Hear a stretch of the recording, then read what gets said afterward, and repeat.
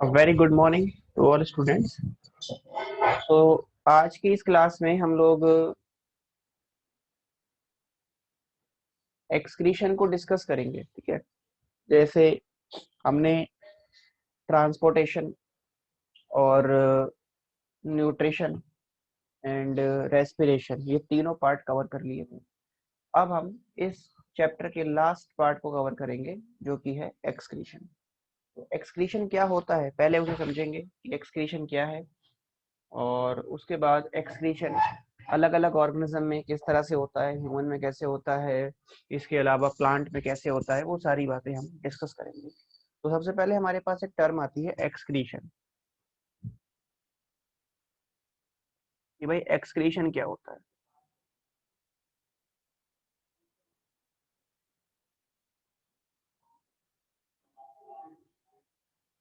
चलिए, तो सबसे पहले बात करते हैं एक्सक्रीशन के बारे में।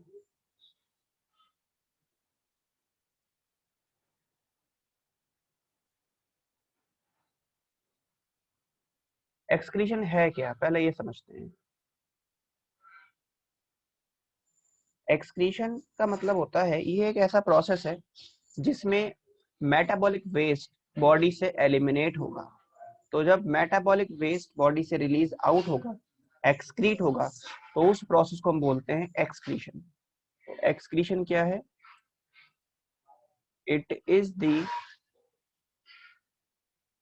Process of elimination of metabolic waste. It is the process of elimination of metabolic waste from body. Body से जो मेटाबॉलिक वेस्ट, मेटाबॉलिज्म से जो वेस्ट प्रोड्यूस हुआ है वो बॉडी से रिलीज आउट हो रहा है, एलिमिनेट हो रहा है, बाहर हो रहा है, इसको हम एक्सक्रीशन बोलते हैं। अब ये जो मेटाबॉलिक वेस्ट है ये क्या हो सकता है? ये नॉन गैसियस वेस्ट हो सकता है। जैसे इसमें आपका मेटाबॉलिक वेस्ट में क्या क्या आ सकता है? मेटाबॉलिक वेस्ट में हमारे पास आता है, मेटाबॉलिक वेस्ट में हमारे पास आता है अमोनिया, यूरिया आ गया, यूरिक एसिड हो गया। ठीक है, इसके अलावा एक्सेस वाटर हो सकता है।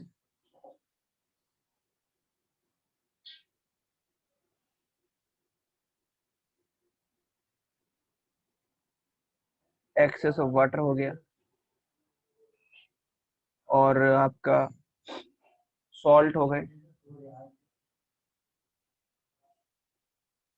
और पिगमेंट्स हो गए। ठीक है, ये है मेटाबॉलिक वेस्ट जो बॉडी से रिलीज आउट होगा। और ये एक्सक्रीशन होता क्यों है? एक्सक्रीशन इसलिए होता है ताकि जो इंटरनल केमिकल कॉम्पोजिशन है बॉडी की उसको कांस्टेंट बनाया जा सके, मतलब हम उसको कॉन्स्टेंटली मेंटेन कर सके। बॉडी की इंटरनल केमिकल कॉम्पोजिशन को कांस्टेंट रखने के लिए एक्सक्रीशन होगा। और जो इंटरनल कंडीशन कांस्टेंट रहती हैं, मेंटेन रहती हैं, तो उस प्रोसेस को बोलते हैं होम्योस्टेसिस। तो होम्योस्टेसिस मेंटेन करने के लिए होता है excretion. Excretion is required for homeostasis. Homeostasis इसका मतलब है to maintain internal chemical composition constant.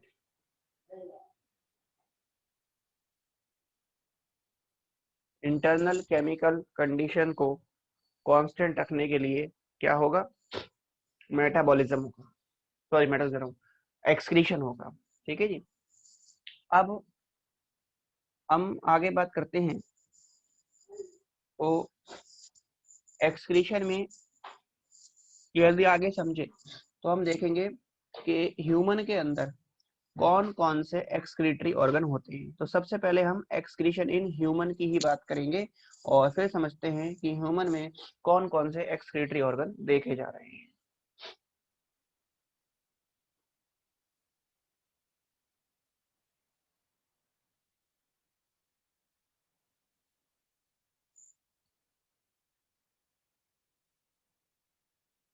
तो हम बात करते हैं excretion in human.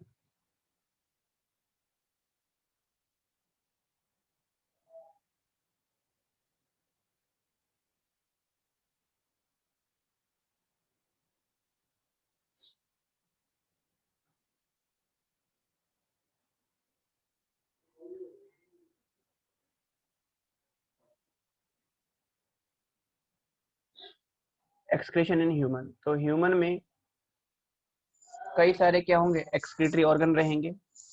There are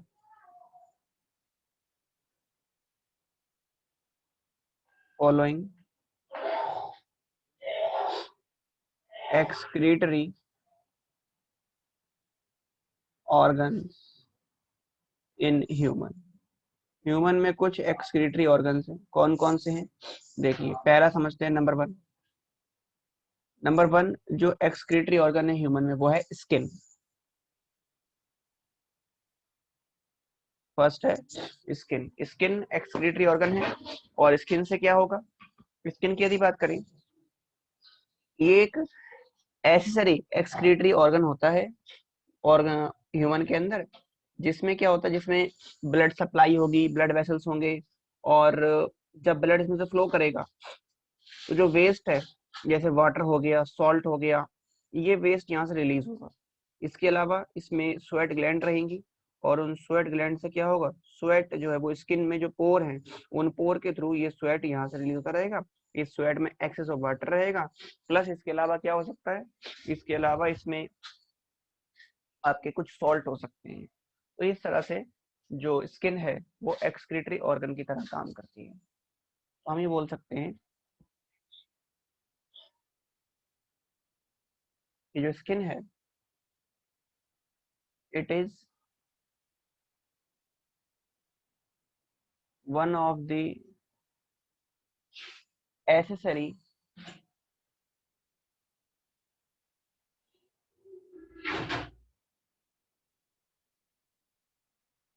excretory organ.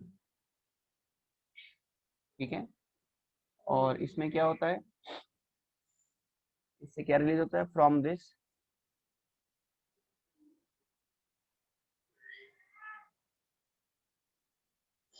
sweat is released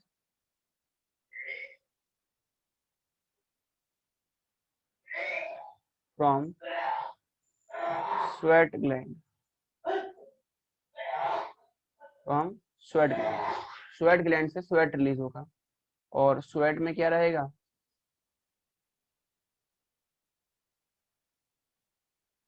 sweat contain water and salt. इसमें वाटर हो सकता है और सॉल्ट हो सकता है जो स्वेट की फॉर्म में रिलीज हो जाएगा। ठीक है, तो ये हो गया पहला हमारा स्किन। स्किन के बाद जो सेकंड एक्सक्रीटरी ऑर्गन है वो है लंग्स। सेकंड वन है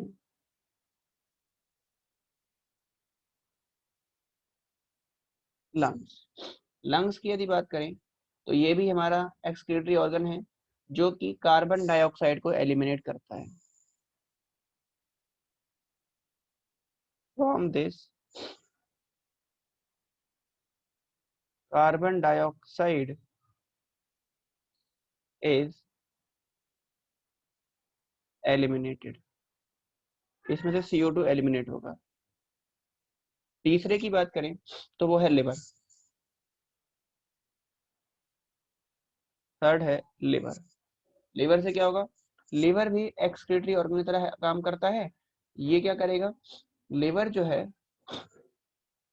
ये एक्सक्रीशन में कई तरह से मदद करता है, ठीक है। इट हेल्प इन एक्सक्रीशन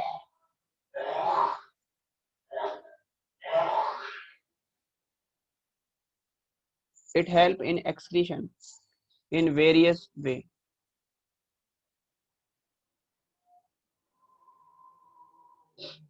तो ये कई तरह से एक्सक्रीशन में हेल्प करेगा, ठीक है। कैसे कैसे करता है वो चीज हम एक बार समझ सकते हैं।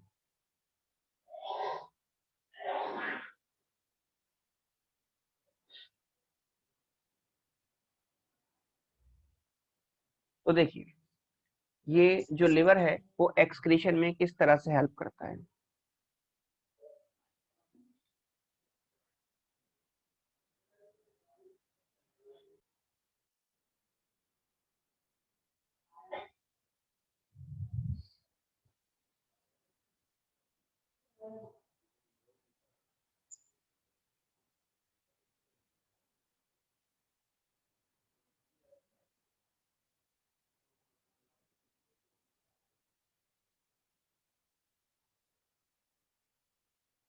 चलिए तो बात करते हैं हम लोग आगे। सबसे पहली बात कि जो लिवर है ये क्या करेगा, जो हार्मफुल अमीनो एसिड हैं उनको कन्वर्ट कर देता है यूरिया के अंदर, ठीक है। यूरिया में कन्वर्ट करेगा, और यूरिया में अमीनो एसिड को, हार्मफुल अमीनो एसिड को यूरिया में कन्वर्ट करने का जो प्रोसेस है उसको बोलते हैं हम लोग डीएमिनेशन एंड डिटॉक्सिफिकेशन। और इस पूरी साइकिल को बोलते हैं ऑर्निथिन साइकिल या यूरिया साइकिल। तो यूरिया साइकिल होती है किसके अंदर, लिवर के अंदर। तो हम ये बोल सकते हैं लिवर में, लिवर करता क्या है, इन दिस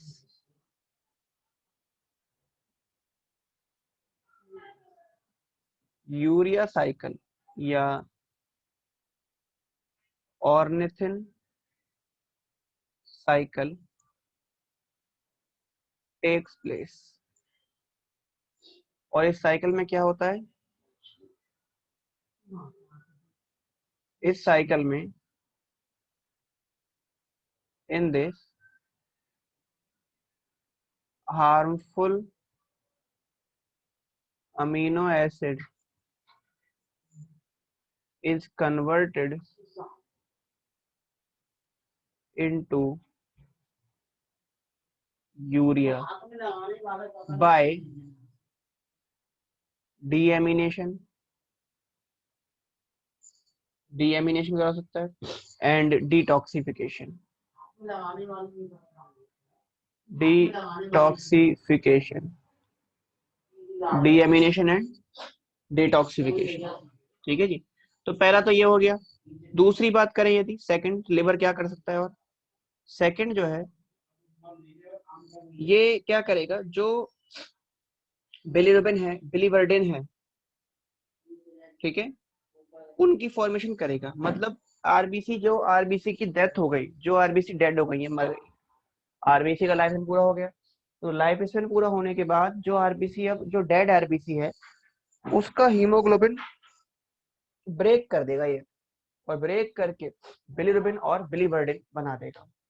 तो यहाँ पर क्या होता है, यहाँ पर क्या होता है सेकंड स्टेप में, या सेकंड रोल अगर देखेंगे लिवर का तो वो ये है, formation of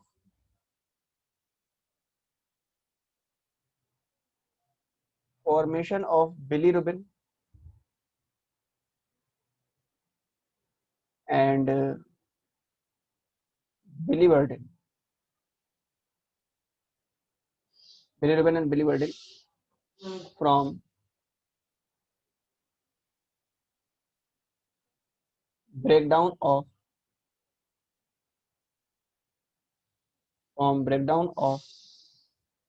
hemoglobin of dead RBC,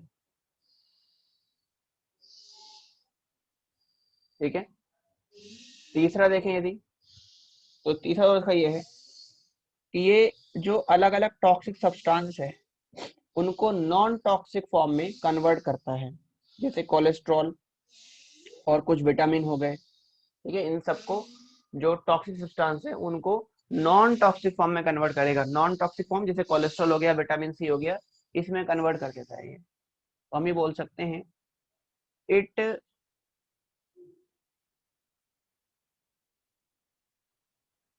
convert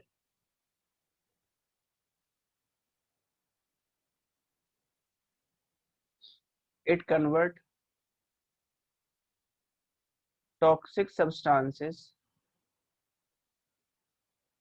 into non toxic form like cholesterol and vitamin C, इनमें कन्वर्ट करेगा। तो ये हो गया आपका लिवर। और लिवर के बाद नेक्स्ट हमारे पास आता है किडनी। तो जो नेक्स्ट एक्सक्रीटरी ऑर्गन है ह्यूमन में वो है किडनी। फोर्थ वन है किडनी।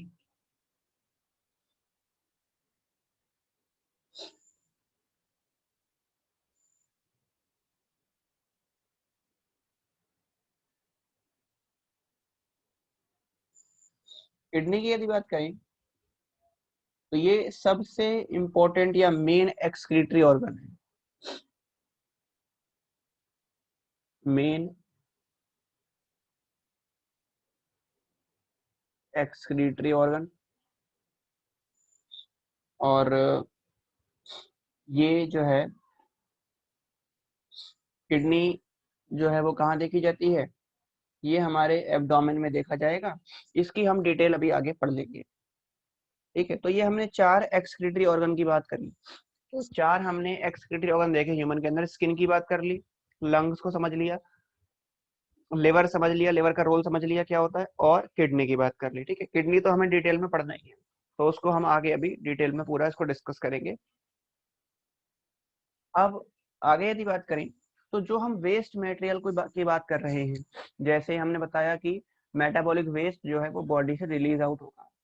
तो ये मेटाबॉलिक वेस्ट क्या क्या हो सकता है, कौन सा मेटाबॉलिक वेस्ट है जो बॉडी से रिलीज हो रहा है, उसके बिहाफ पे ऑर्गेनिज्म को अलग अलग कैटेगरी में बांटा गया है। मतलब कि कौन सा ऑर्गेनिज्म किस मेटाबॉलिक वेस्ट को रिलीज कर रहा है, उसके बिहाफ पे ऑर्गेनिज्म को डिफरेंट कैटेगरी में क्लासिफाई किया गया है।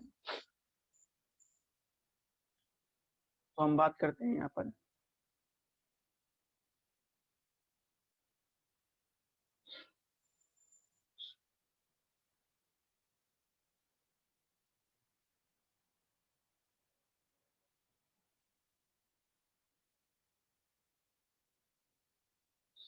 Types of organism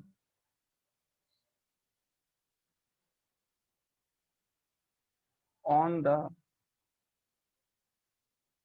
basis of metabolic waste they eliminate. कौन सा मेटाबॉलिक वेस्ट वो एलिमिनेट कर रहे हैं, उसके बिहाफ पे ऑर्गेनिज्म को अलग अलग कैटेगरी में डिवाइड किया गया है। ठीक है, तो इसमें 3 तरह के मेटाबॉलिक वेस्ट की हम बात करेंगे। एक हम बात करेंगे अमोनिया की, दूसरा होगा हमारे पास यूरिया, और तीसरा है यूरिक एसिड। ठीक है, तो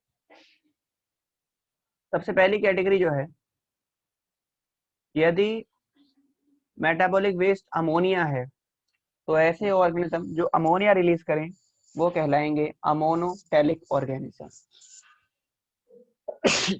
सॉरी, पहले हैं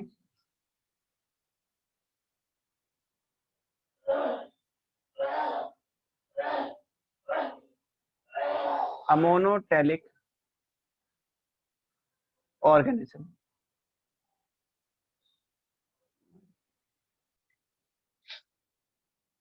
देखिए, तो पहला है अमोनोटैलिक ऑर्गेनिज्म।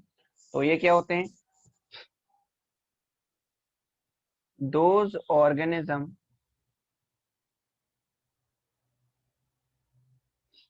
in which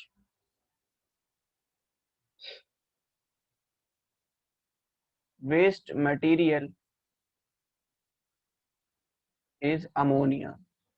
जिनमें वेस्ट मटेरियल अमोनिया हो, ऐसे ऑर्गेनिज्म कहलाएंगे अमोनोटैलिक या अमोनोटैलिज्म या अमोनोटैलिक ऑर्गेनिज्म। ठीक है। और जो फिनोमेना है ये कहलाता है ammonotelism. The process is called ammonotelism. और इनकी लोकेशन क्या होती है, ये कहाँ देखे जाते हैं? ये एक्वेटिक ऑर्गेनिज्म होते हैं। एग्जाम्पल देख लेते हैं इनके। एग्जाम्पल देखोगे तो स्पॉन्जेस हो जाएंगे इसमें, स्पॉन्जेस हो गए। उसके अलावा प्रोटोजोन्स हो जाएंगे। ठीक है। और एक्वेटिक ऑर्थ्रोपोडा हो गए।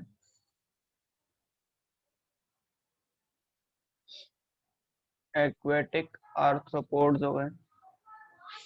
इसके अलावा आपके इसमें एम्फीबियंस आ सकते हैं और क्रोकोडाइल आ गए। ठीक है जी, इसे नोट करें, फिर हम बात करते हैं नेक्स्ट।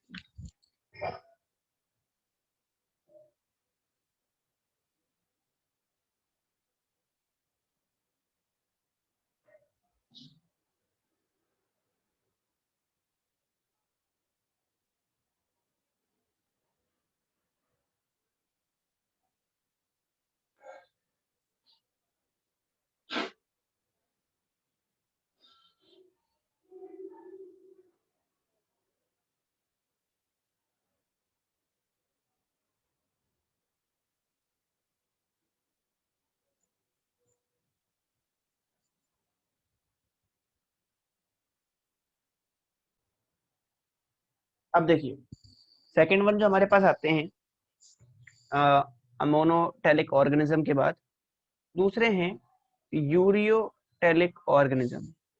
यूरियोटैलिक या पहले पढ़ लेते हैं uricotelic organism.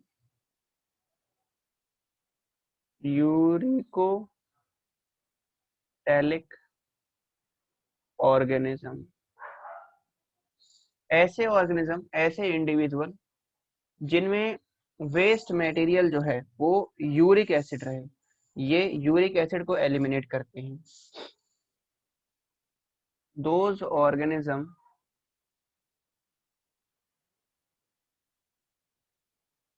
in which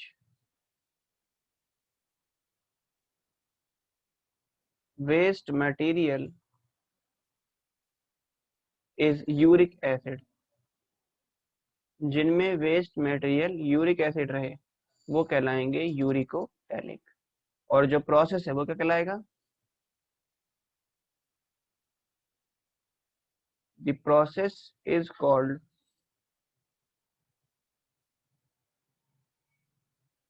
यूरिकोटैलिज्म। Process कहलाता है यूरिकोटैलिज्म। इसके एग्जाम्पल देख लो। एग्जाम्पल की यदि बात करें तो इसके एग्जाम्पल हो जाएंगे आपके पास, जैसे इंसेक्ट हो गए और स्नेक और जो स्नेल्स होती हैं वो हो गए। इसके अलावा रेप्टाइल्स और बर्ड्स, सबसे इंपॉर्टेंट इसका एग्जाम्पल है बर्ड्स। बर्ड्स हो गए, रेप्टाइल्स हो गए। इसके अलावा इसमें और हो सकते हैं आपके कुछ इंसेक्ट हो सकते हैं, मोस्ट ऑफ द इंसेक्ट। तो मोस्ट ऑफ इंसेक्ट हो गए। और एक हो सकता है land snail.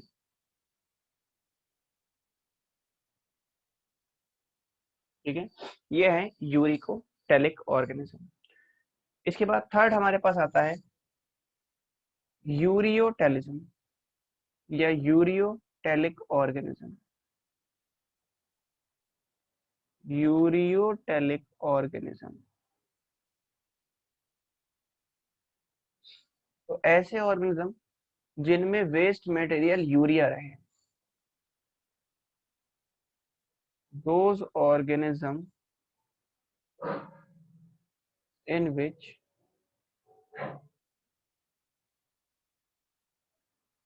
waste material is urea। जिनमें वेस्ट मटेरियल यूरिया रहे वो कहलाएंगे यूरियोटैलिक ऑर्गेनिज्म, और प्रोसेस कहलाएगा द प्रोसेस इज कॉल्ड यूरियोटैलिज्म। इसके देखोगे एग्जाम्पल, यदि तो इसके एग्जाम्पल अगर आप देखें तो इसमें आ जाएगा हमारे पास यूरियोटैलिज्म में ह्यूमंस, मैमल्स आ जाएंगे,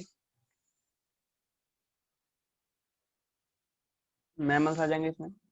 इसके अलावा फ्रॉग आ जाएगा, ठीक है, और कुछ फिशेस आएंगी लाइक शार्क वगैरह आ जाएंगी इसके अंदर, तो ये सब इसके अंदर आएंगे। तो ये हो गया आपका यूरियोटैलिज्म।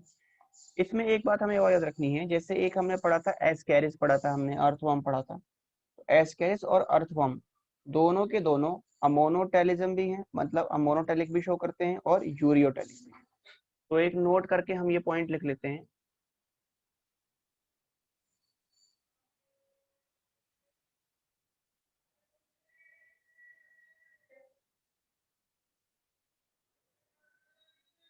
Both Ascaris and